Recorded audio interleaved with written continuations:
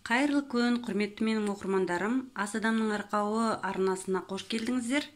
Мен бүгін сіздермен палау жасау әдісімен бөліскім келіп тұр. Қазақша палау.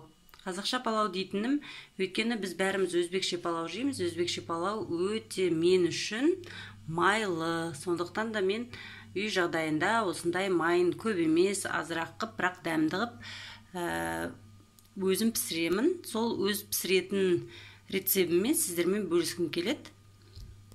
Оған бізге мынадай 300 грамм ет, содан кейін 4 кішірек қатты үлкен болса, мысалы 2 сәбіз, одан кішірек болса 4 сәбіз қосам, 2 жуа орташа көлемдегі.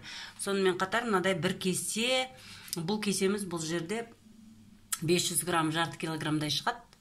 500 граммдық осындай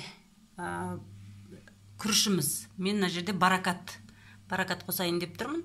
Енді кез келген өздеріңіз білесіздер, лидер дейді, қазір түрлері көп қой күріштің. Сондықтан өздеріңіздің қалаған күріштеріңізді қоса бересіздер. Сонымен қатар тұзымызды зира қосам және куркумадан кішкене қосам. Болды. Осы жаңағы жақсылап турап, қазір сосын майға қуырамыз. Майымызды көп құймаймыз. Міне бір кішкене 150-200 грамм жетеді. 200 грамм май жетеді. 200 грамм маймен қаласаңыздар 300 қосыңыздар, бірақ маған сол 200 грамм май жеткілікті болады. Міне осылай майды қойып, қазір үстінен етімізді салып қуырамыз. Неге қызып тұрған майымыздың үстінен етімізді салып,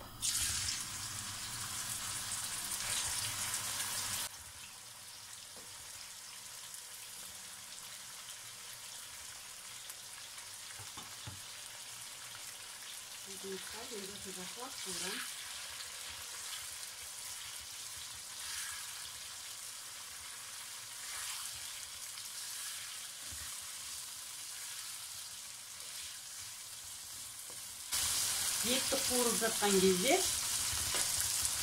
осылай қазанымыздың қақпағын жауып қоямыз, өйткені бұдан өзінен согы бөлінеді еттен.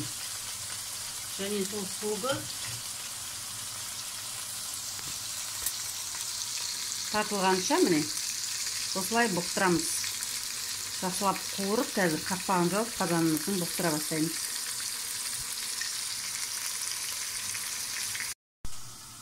Етіміз қуырылғанша енді жуамызды, жаңағы пиязымызды тураймыз.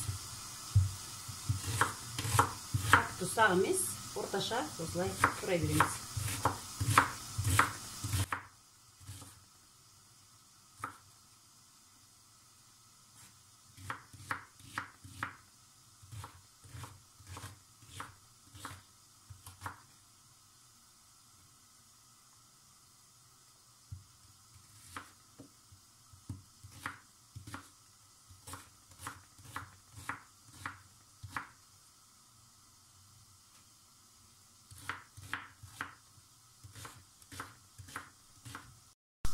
Жуамызды турап алдық пиязымызды, енді сәбізді мынадай әдіспен тураймыз. Міне, былай.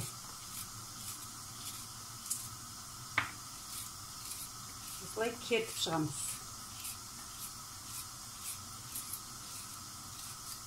Қатты ұсақ емес, қатты жуан емес, міне.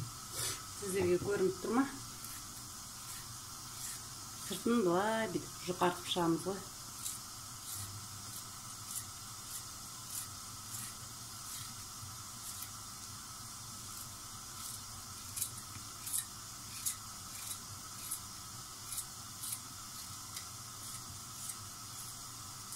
Бірге қығып, қалың болып кетсе ортасын бөліп жібересіздер.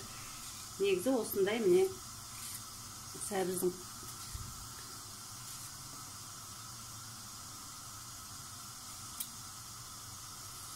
қолмен осылай турап шығамыз. Сонда біздің сәбізіміз мынадай болу керек.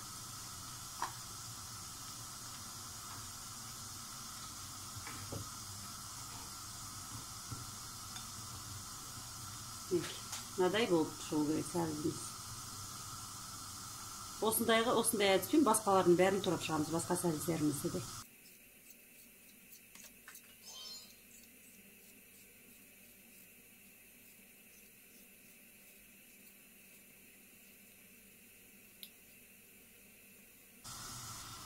Мінекей сәбізімізді турап болдық, бәрі дайын.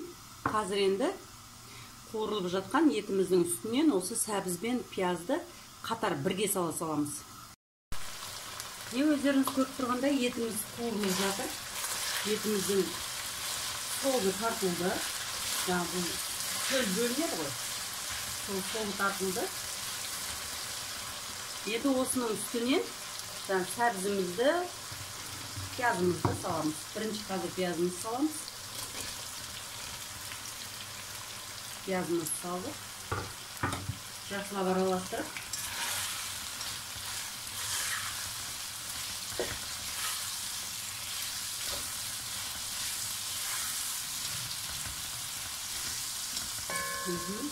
Енді осының үстінен сәбізімізді саламыз.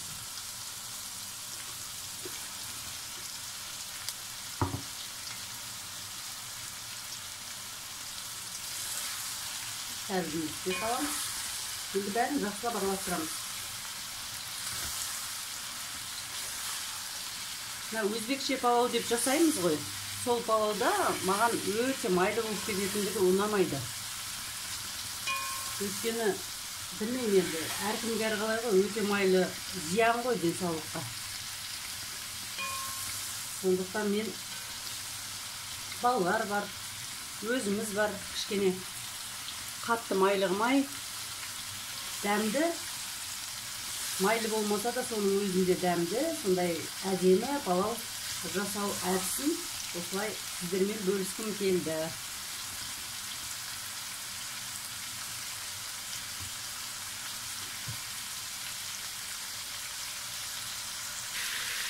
Мінекей осындай әдемі қуырамыз. Қазір бұны етім менің тұздалған. Сондықтан да үстінен сәл ғана тұз салып, жарты қасықтай, үлкен қасықпен жарты қасықтай тұз саламыз.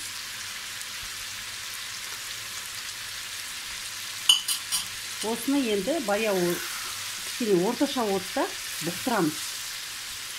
Қазір жақсылап қуырылғаннан кейін. Қазір бірінші жақсылап қақпағын жауып отырып қуырып аламыз. Қазір қақпағын жауып, жақсылап қуырып аламыз.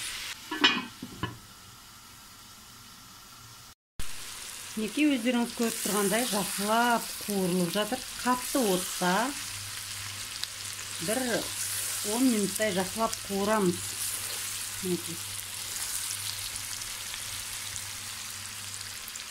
Осылай жақсылап қуырып аламыз. Содан кейін, осы қуырылғаннан кейін үстінен жаңа бір кесе күрішімізге 2 кесе су құйылу керек қой негізі. Соның бір кесесін осы еттің үстінен құйып, етімізді бір жарты сағаттай бұқтырамыз. Сол суда баяу отта бұқтырамыз.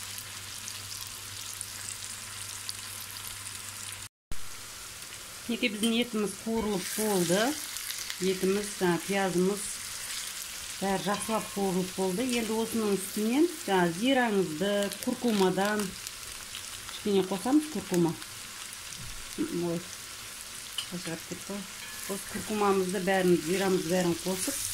Негізі куркуманы қосқаннан кейін кішкене араластырып жібереміз, өйткені ол өзі бір сарғыш бояуға бояйды ғой. Сондықтан бірінші куркумамызды жақсылап осылай араластырамыз.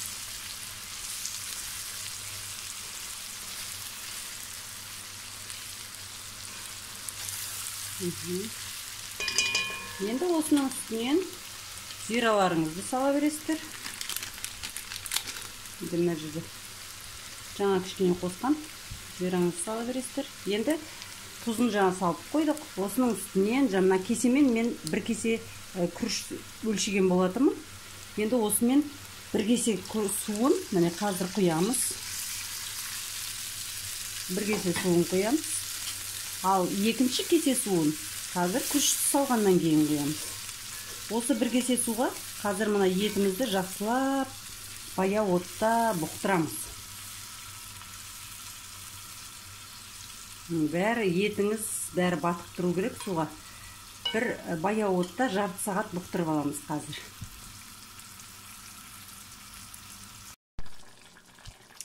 Енді біздің Бұқтырған етіміз дайын. Бір жарты сағаттай бұқтырып алдық. Енді тұзын көреміз.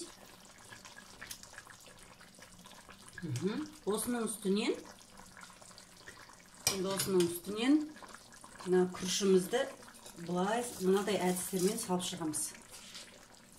Жуылған күрішімізді жуып тазалап алдық. Енді бүйтіп әрбір жеріне себелеп осылай күрішімізді салып шығамыз.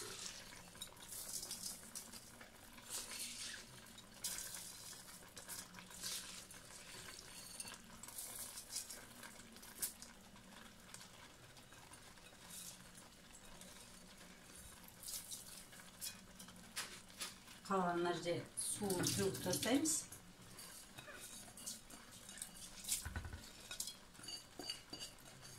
Күрішімізді түгел салып алдық. Енді жақсылап жаймайлап осы күрішімізді. Жақсылап жаймайлаймыз дағы. Үстінен жаңағы екінші кесе суымызды құямыз. Мен айттым ғой жаңа. Бір кесе суды қазір құямыз, екіншісін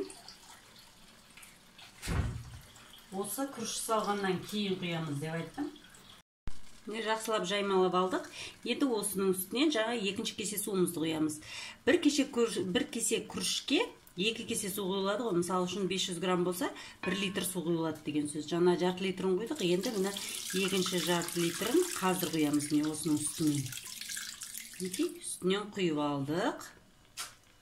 Енді осыны қайнағаннан кейін тұзын татып көреміз да. Қазір қатты отқа қоямыз қайтадан. Қайнаған соң тұзын көріп, сосын баяу отта 20 минутта бұқтырып пісіреміз. Қақпағын жауып қойып. Міне қайнады. Енді осының тұзын көріп, жаңа тұзын кішкене татытып алдық. Тұзы кішкене өтіңкі болу керек. Сол кезде сіздердің палауларыңыздың тұзы жақсы болады. Кішкене өтіңкі қып саласыздар. Қазір енді отын баяулатамыз да, қақпағын жауып, баяу отта 20 минутқа бұқтырамыз. Неке палауымыз пісіп жатыр. Камерам болам кетті. Суы тартылған уақытта бұлай ортасын ақырындап тесіп қоясыздар. Осы тескен кезде осының ортасынан өздеріңіз көріп тұрғандай май көтеріледі. Май көтеріледі, өстіп сіздер әрбір жерінен тесіп қоясыздар. Сіздерге көрініп тұр ма? Осылай 4-5 жерінен тесіп қойсаңыздар жеткілікті. Осы тесіктерден май көтеріледі. Сонда жаңағы палауларыңыз рассып жетті дейме? Арасы жабыспай сондай болып тұрады. Кәдімгі өзбекше палау сияқты болды. Бірақ біздікі қазақша палау. Үй жағдайындағы. Күрішті алдын ала суға салып жуып қоймайсыздар. Бірден жуып, бірден сала бересіздер. Неке сонымен біздің палауымыз дайын болды. Жарты сағат уақыт өтті. Енді ақырындап аламыздағы араластырамыз бұлай.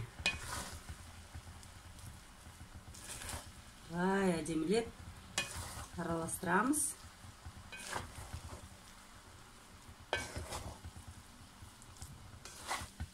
Өздеріңіз көріп тұрғандай, міне шашырап әдемі болып тұр. Ешқандай жабысып каша болып тұрған жоқ.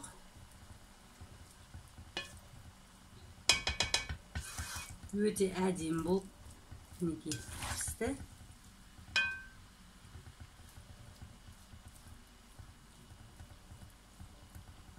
Осылай араластырамыз да, енді табаққа саламыз. Қазір табаға салып көрсетеміз сіздерге. Неке қараңыздар, қандай керемет болып пісті.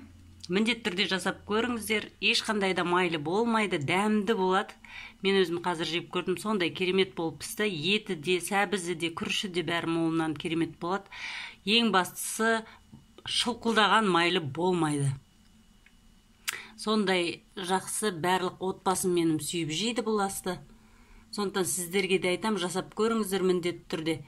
Ұнаса лайк басып, каналыма тіркеліп, комментарий жазып, өздеріңіздің рецептеріңізден де бөлісіп кетсеңіздер болады. Ешқандай да міне каша болып та тұрған жоқ. Палауларыңыз сондай әдемі, керемет болып піседі. жасап көріңіздер, міндетті түрде жасап көріңіздер. Жеген де арманда, жемеген де арманда деп айтамыз ғой. Сондықтан отбасыңызға ұнайтынына кәміл сенімдімін. Тыңдағандарыңызға рахмет, көп рахмет сіздерге. Алғысым шексіз менің оқырмандарым.